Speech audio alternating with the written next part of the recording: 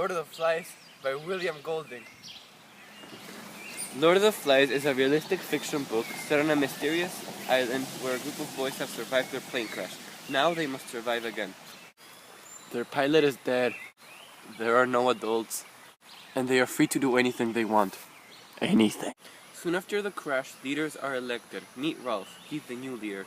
He's brave, he's smart, he's keen, but he's not although very fair.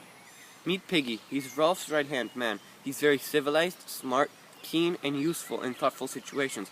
Although he's the fat, asthmatic kid from the group. He always gets bullied, even though when he's useful, and that's not really fair. I really feel bad for him. Although you're really gonna like him at the end of this book, and at the same time you're gonna feel really sad. Wanna find out? Read. Jack is the hunter from the group. He's not very civilized. He's very wild. He's very rude. He doesn't know how to treat people correctly. He's a savage guy. He can kill you in a thought. He doesn't really care about others. And he's kind of like the antagonist of the story. You're not really going to like him, but at the same time there's some heroic things that he does, so you don't know what to think. So it's like, wow, Jack. So yeah, that's Jack. And at the end of the story, you're also going to see a very dramatic change in Jack, which is going to make you go, wow. So either you're going to like him or you're going to simply hate him. There's no in between.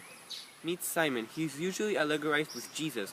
Most of his choices, situations, and what he does is usually compared to what Jesus did in the Bible. Although he's just a normal kid, and he's afraid, and he doesn't know what to do sometimes. And when things are rough, he just goes to the cave that he found, like somewhere in the island, and he just chills there while the other people are fighting or killing each other. So he's like the peaceful, neutral guy, and there's no way that you're gonna hate him, but there's like, you just don't feel anything. And now I'm gonna read you the page. The flies had found the figure too. The lifelike movement would scare them off for a moment so that they made a dark cloud round the head. Then, as the blue material of the parachute collapsed, the corpulent figure would blow forward, sighing, and the flies settled once more. Simon felt his knee smack the rock. He crawled forward, and as soon he understood. The tangle of the lines showed him the mechanics of this parody. He examined the white nasal bones, the teeth, the colors of corruption. He saw how pitilessly the layers of rubber and canvas had held together the poor body that should have rotted away. Then he blew again, and the figure lifted, bowed, and breathed foully at him. Simon knelt on all fours and was sick till his stomach was empty, therefore he vomited. Then he stood up, and then he took the lines in his hands. He freed them from the rocks and the figure from the wind's indignity.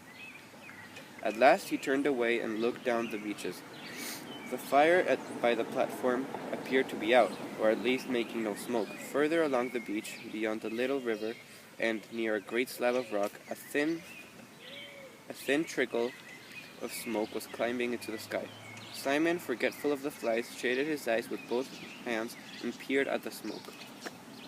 And that's the page. Did they survive? Did they escape? Did they die? Crash into this book, although I don't promise you will be rescued. Lord of the Flies by William Golding. I am Pablo Labate. Thanks for watching.